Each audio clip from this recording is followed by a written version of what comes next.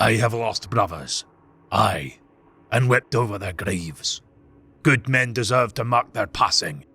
Even the Emperor weeps when his warriors fall. Royal thralls gather that morning dew in blessed vials, to be treasured as relics forevermore. Regret is weakness, guilt is weakness, but sorrow is a chamber in any soldier's heart. Sorrow is felt even by the divine. The Emperor's Spears are a successor chapter of the Ultramarines. Sired during the 25th so-called Bastion founding, prior to the conclusion of the 40th millennium, these warriors alongside the Celestial Lions and Star Scorpions chapters fought as the united force, the Adeptus Velari, or Sentinels of the Veil.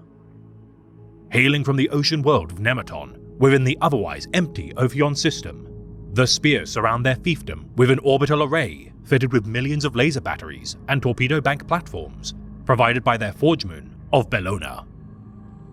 Regarded by the people of their homeworld as ghosts rather than demigods, the tribes of Nemator shield the eyes of their young from beholding the giants in their midst, spurned by the civilization of their birth, as well as the contemporaries of their warrior creed.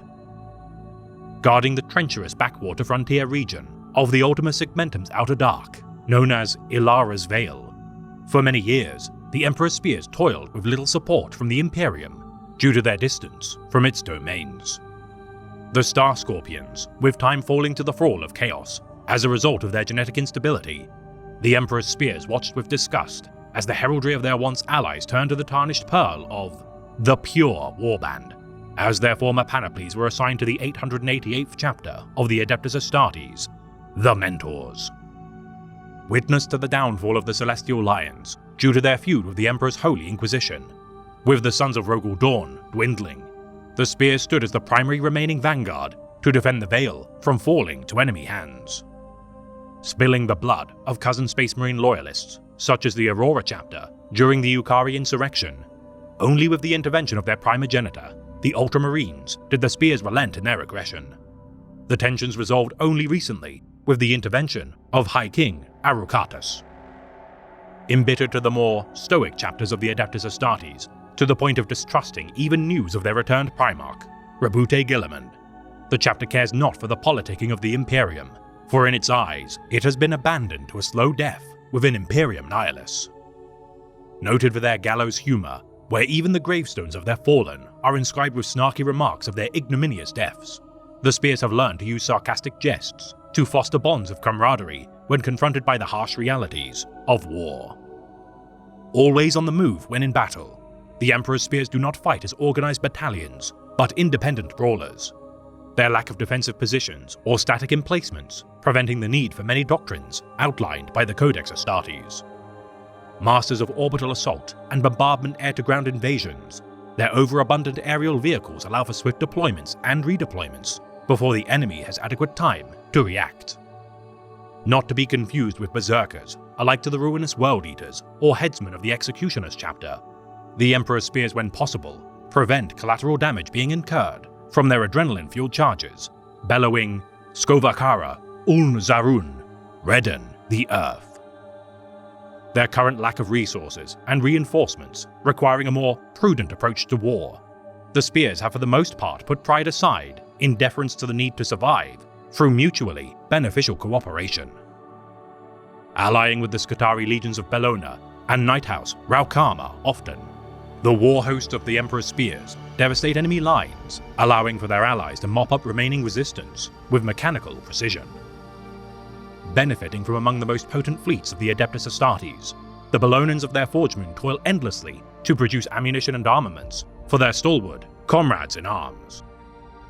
Their druidic circle, clad in black ceramite, all train as apothecaries, yet some also act as chaplains and librarians. The necessity to hastily harvest gene seed during battle, preventing their genetic materials from being despoiled. Their tech marines adopting the iconography of Forge Moon Bellona rather than the symbols of Mars. Their use of a haloed half-cog atop a skull weeping blood mimics that of their Skitarii legions. Dividing their men into 10 war hosts, alike to a conventional Space Marine company. Each is led by a captain known as a Warhost Lord, who in turn is commanded by their equivalent of Chapter Master, the High King. Their first company, bearing red tridents on their helmets and white pauldrons, are known as the Paragons of the Chapter. Each of these peerless warriors forsaking the chance to be promoted to the rank of senior officer and specializing in slaying enemy commanders within the thickest of fighting. Claiming the skulls of their enemies to be hung within the inner chambers of the Immortals. Among their battle trophies and honored chapter banners, Pride instills the spears with purpose as they equip for battle within their arming rooms. Clad in sky blue ceramite, adorned with white helmets, as a largely divergent chapter from the Codex Astartes, the chapter utilizes no pauldron trim colors to designate their war hosts, and only sparingly uses Gothic numeral markings. On occasion, designating their tactical role with black markings on their right pauldron, using white high Gothic numerals atop such designs to symbolize their squad. It is far more likely to observe a spear using Nemete's Ogham runes, which combine unit markings, honor rolls, and tribal wards. Designating their company using Nemete's runes on their armor, with occasional honor markings to symbolize their brotherhood with fallen celestial lions and star scorpions. Each battle brother bears personal heraldry on their right knee plates atop darker shades of blue, which symbolizes gloried campaigns or lost comrades in arms. Displaying their supreme adoration for the celestial lions, many Astartes, especially of the Primaris Creed, honor their blood shared together by painting lions on their knee plate, or on rarer occasions, the silver fist, argent gauntlet of the Exodus Armada. Non-commissioned officers, noted for their plumed helmets, while sergeants adopt red transverse crests. Their veteran sergeants stripe them with red and black, whilst lieutenants utilize longitudinal versions of such patterns, and captains bear pure white crests. Adorning their armor with pelts, scale hides, talismans, and trinkets. Such embellishments are often gifted by the tribes of Nemeton. All Astartes ordered not to allow their panoplies from becoming too dirty, to prevent their armor's machine spirits becoming restless, or their visage to seem weak. The symbol of their chapter, a white skull atop a black upward trident on a field of azure blue, honors the ocean world of their birth and idolatry of its stormy seas. Though the chapter did not receive Primaris Space Marine reinforcements due to the difficulty for Imperial torchbearers to survive the perilous journey to the Nemeton sector, with information gifted via transmitted data threads, initial efforts to replicate the surgeries to ascend to second-generation Astartes proved disastrous, causing bone protrusions and malformations of muscle growth. Only with aid from the Mentor's Legion Zealot Secundus, Anurada Daz, were the Calgarian rites successfully conducted, allowing for the Emperor's spears to transform their warriors into the form of Primaris Space Marines. Further isolated with the birth of the Great Rift, without the aid of the now renegade Star Scorpions, nor beleaguered Celestial Lions, the Emperor's spears stand alone as the noose of chaos tightens around Alara's Veil.